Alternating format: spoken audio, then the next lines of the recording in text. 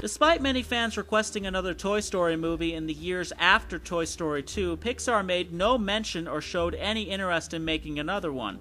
In 2004, Pixar and Disney were going through a long process of negotiations when their contract with each other had expired. Disney, however, retained the rights to the characters and movies and announced that their animation studio at the time, Circle 7, would be making Toy Story 3. The story would involve the toys sending Buzz to Taiwan to fix him. However, thankfully, before that stupid story could even begin development, Pixar and Disney came to an agreement and Circle 7 was shut down shortly after. Pixar would then start from scratch with Toy Story 3, and the release date was set for 2010. While it was a long wait for us fans, we were just happy that Pixar was creating it. The story shows that Andy is now all grown up and is off to college. The toys had not been played with for years. However, Andy decides to take Woody to college with him and put all of his old toys in the attic. However, Andy's mom accidentally confuses the bag for trash and puts the bag on the curb. The toys then escape and go into a daycare center donation box.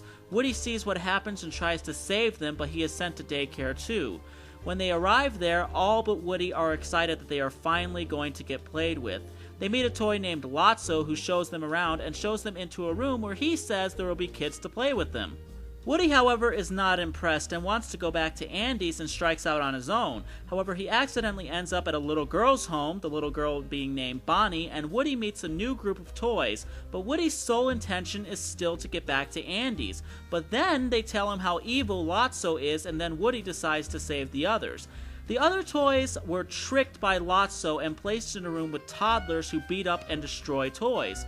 Buzz tries to find Lotso and tries to get him to place them in the other room, but finds out how evil Lotso is, and Lotso sets Buzz back to default mode, which makes Buzz once again believe that he is a space ranger and he holds the other toys hostage. Woody comes in and helps the others out, but they accidentally set Buzz to Spanish mode. The group managed to throw Lotso into a dumpster, but Woody is pulled in too as a truck is picking it up.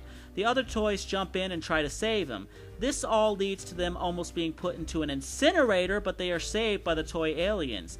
They make their way back to Andy's house, which then leads into an emotional ending with Andy giving them to Bonnie.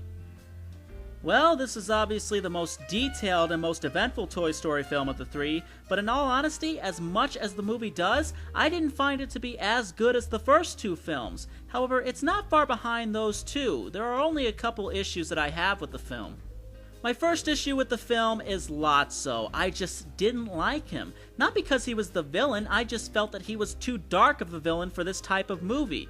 For some reason, Pixar had really gotten into the darker villain characters for their later films. It all kicked off with The Incredibles with Syndrome, and they also did it with Up when the villain Muntz burns part of the house and pops most of the balloons carrying the house. Then in Toy Story 3, Lotso has his own evil group behind him and sends Woody and the rest of the gang into an incinerator at the dump.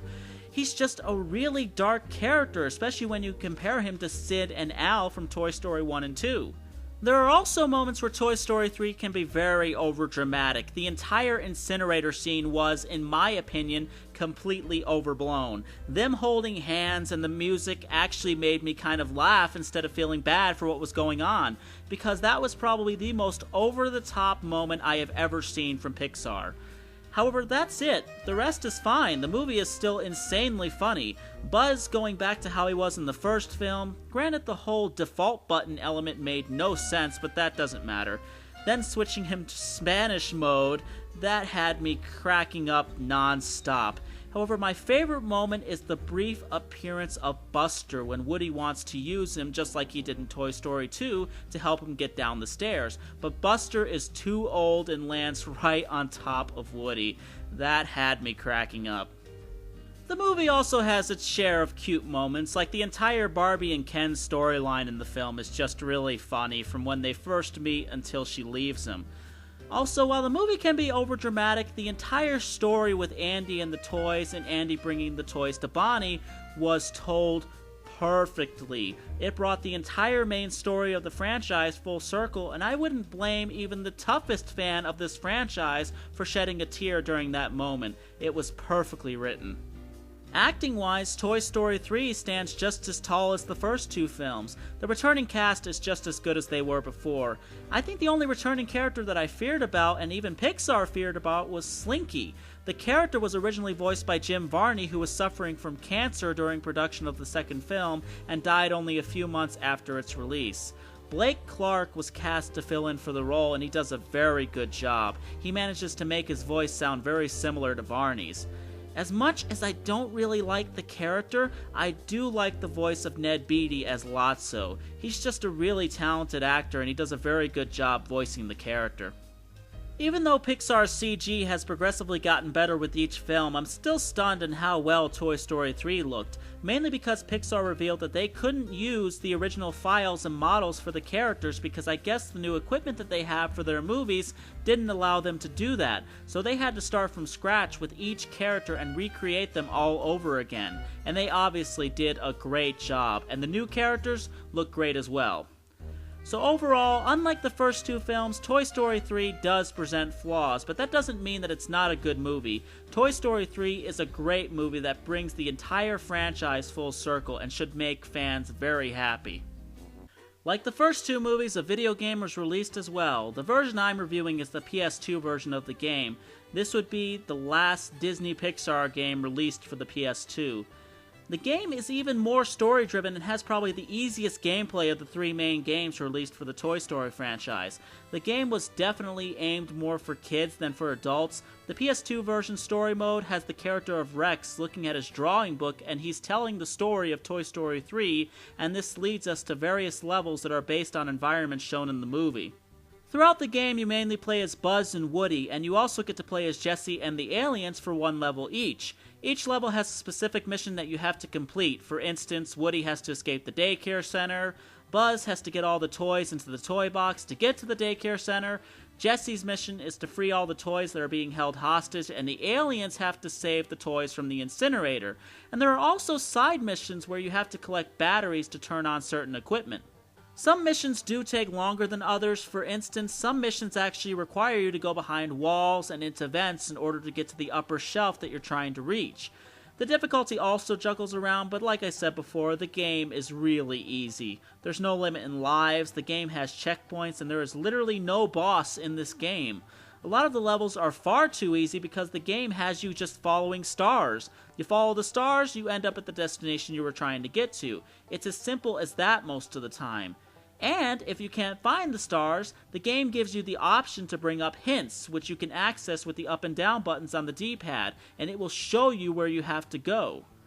However, there are two levels in this game that are relatively challenging. Level 12 with the three aliens is a bit of a challenge because you have to switch from one alien to the other in order to get through to the switches for the incinerator, so that's actually pretty challenging. Then there's the last level with Buzz jumping from car to car. That level can be very tricky because most of the jumps involve you moving onto cars that are still moving back and forth, so getting your timing down is essential on that one.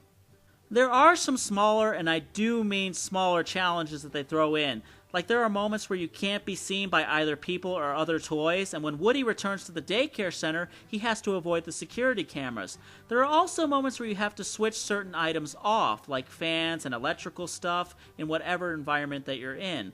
But again, stars and other things lead you to those things, so they're not really that challenging. The game also has some slight puzzle elements with boxes that you have to push and pull in the game, but you rarely ever have to do that. Surprisingly, the biggest challenge in the game is the camera angle. The camera sometimes has really odd perspectives and makes it tough to tell if you're standing in the right spot for jumps or not. It gets a little aggravating because it looks like you're in line for jumping on a rope or on a shelf, and you're really not, but you can never tell with the angle. Also, the game does feature a camera that you can manipulate. You use the right analog stick to move it around. However, I'm still a little confused on why it gives you this option because almost every time you really need it, you can't use it because you're in an environment that's either too small or you just plain can't use it. And when you can use it, you don't need it, so why is it there? Supposedly, the PS2 version is the longest out of all the versions, and I really hope not, because despite the fact that the PS2 version has 13 levels, and the 360, PS3, and Wii versions have 8, the PS2 version took me under 2.5 hours to finish, which for any game is pitifully short. And let me tell you folks, it might be 13 levels, but it sure doesn't feel like 13 levels. During the story mode or after, you can play a series of mini-games that you unlock during the story. You have the Buzz Lightyear missions, which involves missions that are set in Buzz Lightyear's world, where you face Zurg. You have the alien missions, which are similar to the mission in the story mode, where you have to control all 3 aliens to complete the mission. And my favorite are the Woody's Roundup missions, where you go through a side-scrolling level that is similar to the show that was seen in Toy Story 2. That's pretty cool. Graphically, the game looks pretty good. It matches up with the movie well, and each of the characters are recreated from the movie very well. Each of the levels are well designed and look very much like they do in the movie. So overall, Toy Story 3 the game is very short and it's very easy, but it just feels so nostalgic at this point to be playing as the Toy Story characters. So I would be lying if I said it wasn't a little bit fun. So that's the Toy Story franchise. 3 movies have been released and all 3 were great. While the games are not necessarily as good as the movies, they do have their own appeal, which makes them memorable in their own right. Well everyone, that's it for now. Thank you so much for listening, and I will see you next time.